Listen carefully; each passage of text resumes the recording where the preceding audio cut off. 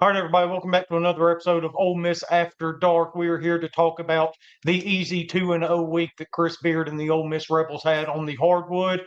Obviously, against Kentucky in the midweek, jumped out to a huge lead, kind of let them get back in it a little bit there in the second half, but, really wasn't really sweating that one too much. And then they go down to Baton Rouge, have that one all the way.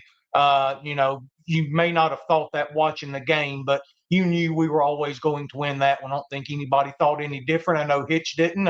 We're in the same Never group a doubt. text, and nobody sweated it for a second. Right? There was nobody thinking, hey, it kind of sucks. We're gonna go on the road and lose to a 1-8 team. Right? It was, oh yeah, Mm-mm. it's cool. We're gonna win this one, and obviously they did. And then we're gonna talk about what the position Ole Miss has put themselves in, predicting the final SEC record, which obviously in turn would determine the seeding in the NCAA tournament. I think Ole Miss is in a pretty good spot there. But Hitch, let's go ahead and get this thing started. Start that Kentucky game. Um,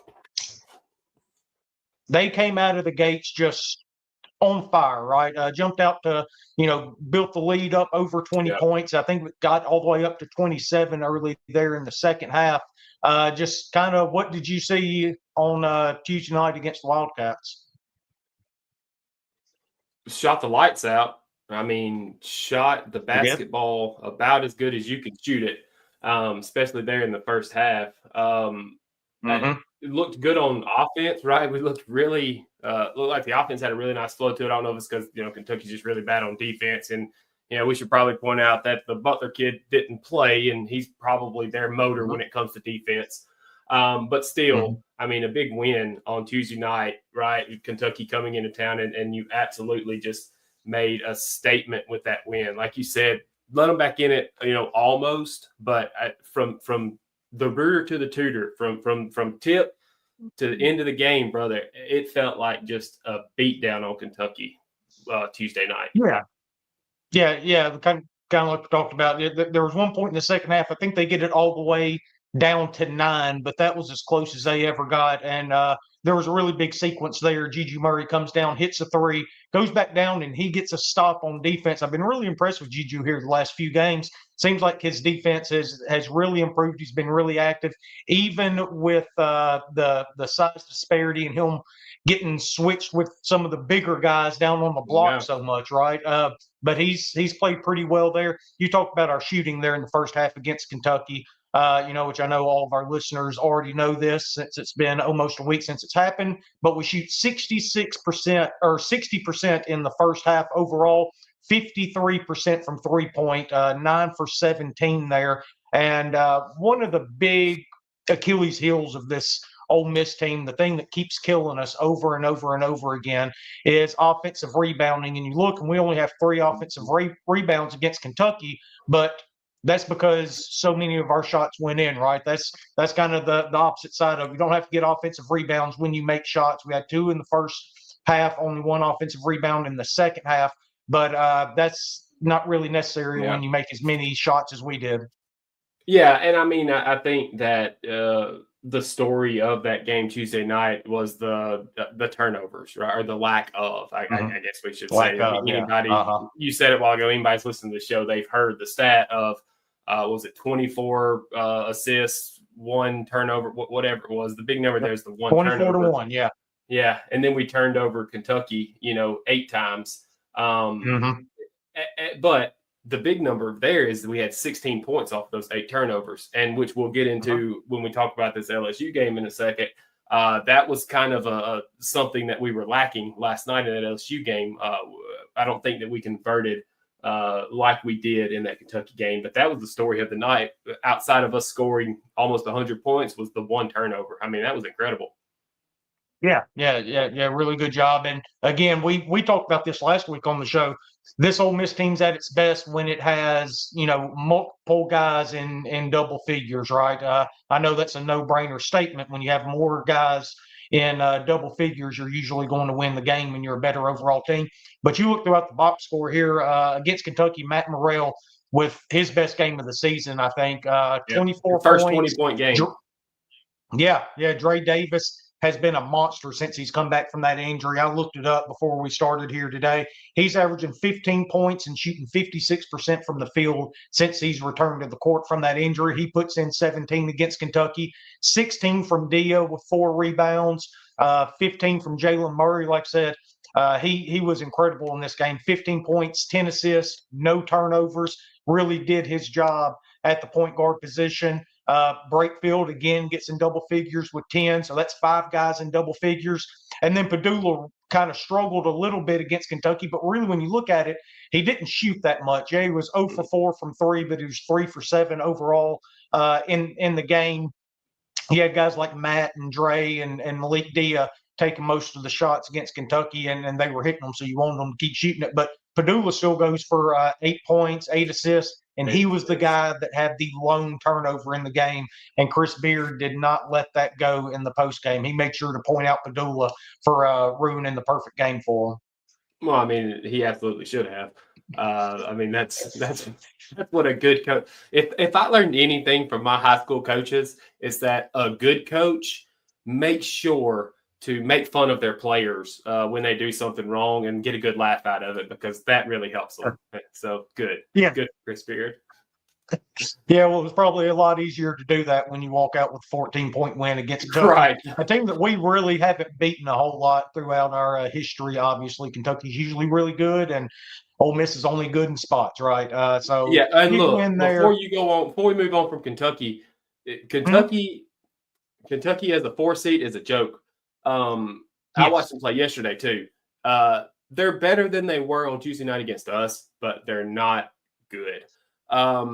And then I saw somebody sent us a message earlier where we dropped a spot with the LSU win, and then Kentucky moves up 6 spots with the win against South Carolina. Yeah, I don't know. Kentucky's going to go into the tournament as a 4 seed and get beat by let's see, what is that? A 12, 13 seed? Yeah. St. Bonaventure's going to get them. Yeah. Talking about that net, Brad Logan's the one that tweeted that out. I saw the same thing. There is an explanation for it, though. After doing a little bit of digging, I did find an explanation for it. It's a metrical thing. Ole Miss was favored by 6 last night. Obviously, against LSU, we only win by 2. And so those metrics adjusted and only moved us up 1 spot, while Kentucky blew out South Carolina, obviously. I get it. Increased their metrics. So that's why they jumped that way. But it still doesn't matter, right? I mean, we should have – it should have been a little closer than that. Yeah, and I mean, I don't even care that we moved down a spot or we moved up a spot and Kentucky moved up 6. That's not even what it is necessarily. It's just like I think this is a time where the eye test and the metrics don't necessarily line up, right? Kentucky's a tournament team, but they may be an 8 or 9 seed or 7 or 8 seed, right? I don't know that them moving up in the net that much is going to be the right thing for them, but we'll see. That's the reason that we play the game, right? I'm sitting here complaining about the reason we play the game is because we'll find out who the best one is. So just shut up, Anthony. Let's just continue with Ole Miss and not your beef against Kentucky basketball for some odd reason. I had no idea why I'm doing this. Well, because everybody hates Kentucky basketball, right? It's kind of like Alabama football. Yeah. Everybody gets tired of them being so good for so long that you end up getting this hate for them that you can't let go. And yes, we did move down. I said up a spot. We moved down 1 spot from 21 to 22. I had the net rankings pulled up here as I was going to go over them. We'll go ahead and do that now since we're already talking about but net. This is but us moving down a spot, just to say real quick, that is a time when I think the metrics and the eye test line up, actually, when we move down a spot. Like, the way we played last night, I don't know that we deserve to move up a spot, right? So, yeah. No, what's the net? Yeah, but credit to Ole Miss for actually coming back and getting that win, which we're going to dive into here in just a little bit. But to nobody's surprise, the SEC is very well represented in these net rankings. You got Auburn still at number 1, even though they lost against Florida. Tennessee at number 4. Florida stayed at number 5 after that road win against Auburn. That's pretty interesting to me. I thought maybe they would jump up a notch or 2. But you're still at number 5. You can't complain too much about that. Especially with Duke losing, right? Yeah. Duke lost too. I need to go back and see if that affected theirs. I'll do that as soon as I get done here. But Florida at 5, Alabama at 6, A&M at 13. Kentucky jumped up 6 spots, like you mentioned, to number 17. Then Ole Miss comes in at number 22, followed by Missouri at 23. I know you didn't get to watch the end of that game, Hitch, because I was texting with you about it. That was an incredible game, A&M and Missouri. Your guys in Como really gave it their all, and I thought they were going to end up coming out with that one, but they fell just short after coming back against Texas A&M. He almost hit that shot. He almost hit that almost. I know that 80-footer court. Yeah, on a double pump too. I know. And then State goes on the road, gets a big road win in Athens against Georgia. They're at number 29. Texas drops 2 spots after losing against Vanderbilt on the road. They're down to 31. Georgia, they're number 34. It's not that big of a deal for Ole Miss, but that does get them out of that quad 1 area from that win earlier in the year. Since it was a home game, they got to be in the top 30. They were right on the cusp at 31 before they lost to State. They dropped down to number 34. Wouldn't be so bad for Georgia to pick up a few wins here down the stretch, get back into Texas the top 30 too, to right? get another quad win. Yes, Texas as well. Yeah. And then Vanderbilt jumps 5 spots from 46 to 41 after beating Texas. Arkansas stays the same at number 43 after dropping that one to Alabama. On Saturday, Oklahoma with a big tumble down 8 spots after they got obliterated by Tennessee. Isn't that who they played yesterday, Hitch? Boy, I watched that first half of that game, or I watched that game too, and they obliterated is the word. Yeah, they go from 38 down to 46. We get Oklahoma in Oxford, so that's going to be a quad 2 game the way it sets now. I don't see them making a 16-spot run to get into that top 34. So that's going to end up being one that Ole Miss needs to win when that game comes around here in a few weeks. LSU also dropped a spot, 79 to 80. With that one being on the road, they got to be top 75 to be quad 1. That's now a quad 2 win.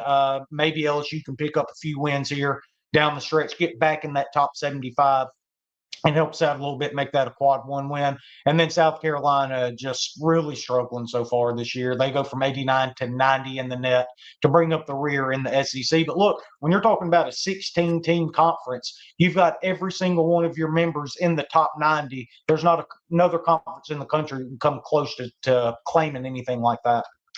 Yeah, it's wild. They talked about it all day yesterday. And as we'll get into this LSU game, right? And when we get into this LSU game, right, we'll see that, I mean, the 80th net gave the 22 net all it wanted and probably should have won that basketball game. Well, I mean, we don't say this often. I don't know if I've ever said this ever, but we won a game last night that we should not have won, right?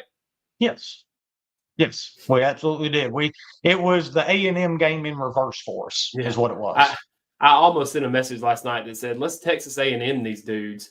But then I was like, I don't really want to. That could mean so many things. So I'm just not going to I don't want to be associated with Texas A&M that way. Well, really, in any way, we don't want to be associated with I'm not using Texas A&M as a verb. If you don't associate me and Texas A&M as a verb together, ever. Ever. All right, let's go ahead and move on to that game in Baton Rouge. Talked about it a little bit already. LSU jumps out to that lead. Ole Miss basically trails from beginning to end in this one, right? I think we had a lead really, really early on. But like that was 16-13 or 14-13. And then it was 16-14. And I don't know that we got the lead back until there at the end. There at the end, there at the end. So LSU goes into the break up 39-33. And look, LSU played one hell of a game, especially there in the first half. Really in the second half, it seems like they even played a little bit better. What ended up killing LSU here was free throws and stupid mistakes, right?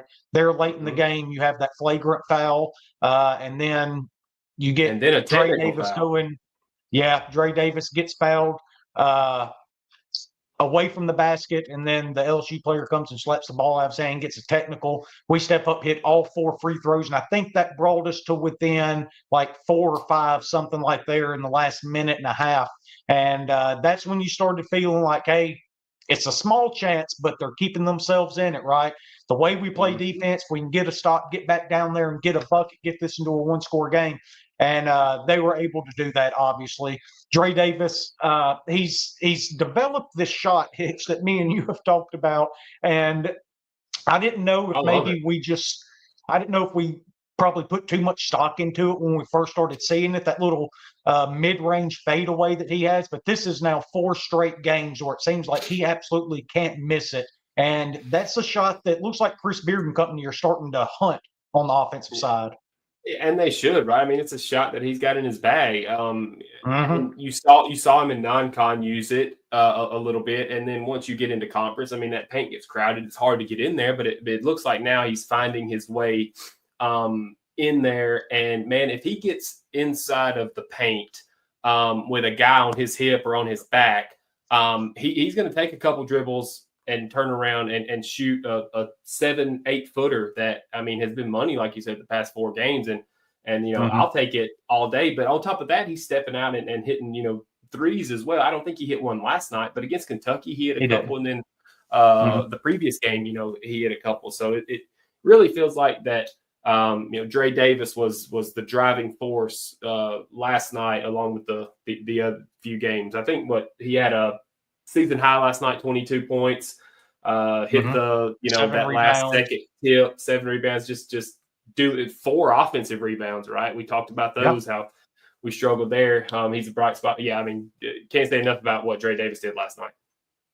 Yeah, and he wasn't the only one. Obviously, Sean Padula only shoots 5 for 14, but 4 for 7 from downtown. It seemed like every time we needed a bucket, he was coming down and getting for us. And look, he even chipped in 4 rebounds too on the offensive side for us there. He finishes with 17 points. Morrell, a bit of a step back this game, but he goes 6 for 6 from the free throw line, finishes with 10 points, 9 rebounds. That was really big, obviously, along with the steal and a block.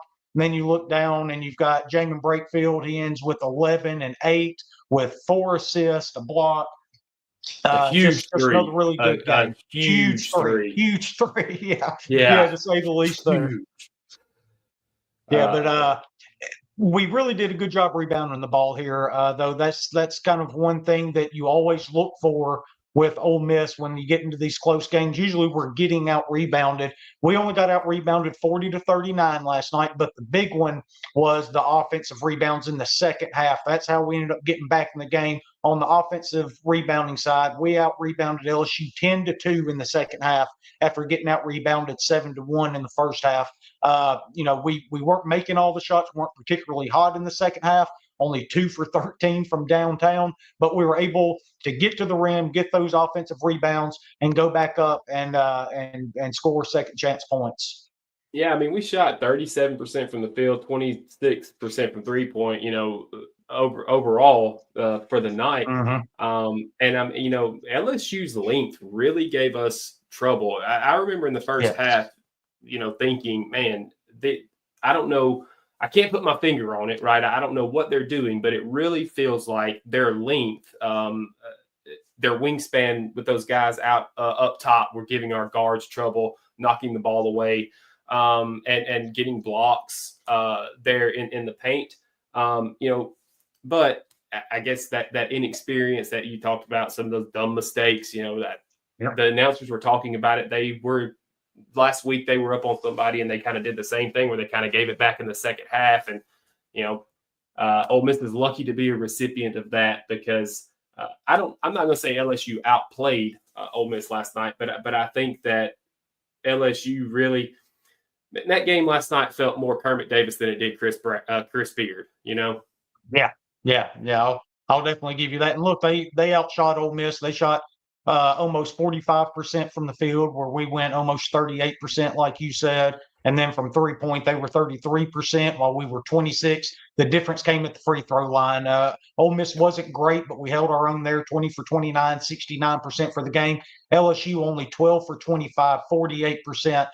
including, I believe, 4 straight misses there down the stretch with just over a minute left that really helped Ole Miss get back in this game and pull off this big comeback win. So credit to Chris Beard and this team for staying in it, believing and working their tails off to get this win, because this one was going to hurt if we weren't able to come back. Because we talked about on the last show, we basically had 3 games here, especially if you took that Kentucky game, which they did. They went in there and they took care of business, and they had a chance to wrap up a NCAA tournament berth before we welcome the Mississippi State Bulldogs into town next weekend. And you kind of look at it now, we're going to South Carolina for our next game. That's one you absolutely cannot lose now. I would think that this game probably got their attention a little bit, that, hey, when you go on the road in this league, it doesn't matter what their record is. And look, South Carolina's got probably a first-round pick on their team, that freshman. I mean, he can play. South Carolina's been close several times. They go down to the wire with Auburn, several other games in the conference. If you show up and you're lethargic, you're not moving the ball, that's a team that will come up and beat you if you're not locked in and ready for it. Oh, yeah, for sure. Colin CMB, that's what I call him, from South Carolina, man. He is good. He's left-handed, but he can go either way. He can shoot a little bit. He hits his free throws. He's going to be a tough matchup for some of our big guys because of his footwork and stuff. They're going to have to stay out of foul trouble. But that 100% is a game that we should go and take care of business. Just like we felt like we should have last night against LSU. Going to South Carolina. It's another one of those games that I know we should win, but it does that whole day. I'm just going to be like, all right, I don't want to play this game. All right, okay, let's get this one. I would so much rather be going to play at Auburn or at Florida than I had at South Carolina here, because this is a game that can jump up and get you. So, but like you said, I think that maybe that game last night got their attention a little bit if we needed to be, coming off that high of Kentucky. And so if we were going to get let down, I think LSU was the letdown spot, and we were able to weather that storm and come out on top. And I think we just go and take care of business in South Carolina. Yeah, I do as well. And that's going to be on Wednesday night at 6 p.m. on SEC Network. Let's kind of take a look ahead here, try to predict Ole Miss's final conference record. We're 18-6 overall, 7-4 in the SEC. We go to South Carolina. I think we win that to get to 8-4. Mississippi State at home on Saturday at 5 o'clock on ESPN or ESPN2. History would suggest that we take that game in Oxford. The home team usually wins these games. So that would get us to 9-4. Go to Vanderbilt, to Auburn, 2 really tough road games. You want to try to split those 2 right there to get you to 10-5. You got to take care of business against Oklahoma to get to 11-5. And then you get Tennessee at home and Florida on the road to close out the season. If you get to 11-7, you're obviously okay in this conference. You're going to be safely into the tournament. You're going to be at least a 4 seed, possibly push for a 3. But look, I'll say we even beat Tennessee at home, as tough as we've been at home. I'm going to say Ole Miss finishes 12-6 in the SEC and drop the season finale in Gainesville. But look, 12-6 for this team, year 2 of Chris Beard, that'd be one hell of an accomplishment. Oh yeah, that would be great. I'm looking at the same thing here, and South Carolina. You think we just talked about that? We should win. State history suggests we take that one at home. Vanderbilt worries me. I think we talked about it last week a little bit. I watched them in Texas yesterday. Vanderbilt is if Vanderbilt is shooting the ball well, they're a really, really good team, because they have a big guy that can cleans up the boards. He can play down low. He is a true big man. And then they've got a guard. And they're a totally different team in Nashville too. They are on the road. They play really good. 100%. Yeah, and they got a guard that can get to the basket. He had a circus shot yesterday that was wild. So I think Vanderbilt could give us some trouble there in Nashville. So, man, I really hope this doesn't happen. But if we get beat by Vanderbilt, that means we have to take Oklahoma, which we should. I've been looking at that Florida game since the schedule came out. Florida is going to beat the dog out of us, I think. But the way that they crash the boards and the skills that their bigs have, man, I am worried about that one. But I think I can tell you 11 this: and 7.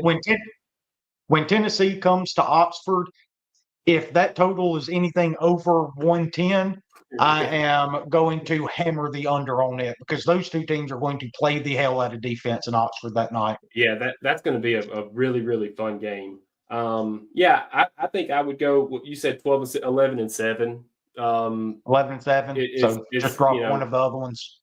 But look, again, that's still going to put you in really good position come March when the bracket comes out. You're still going to be a 4 seed at that point, depending how everything else goes, what you do in Nashville and tournament stuff like that. So yeah, it's been a really fun season so far here for Chris Beard. He's done an incredible job.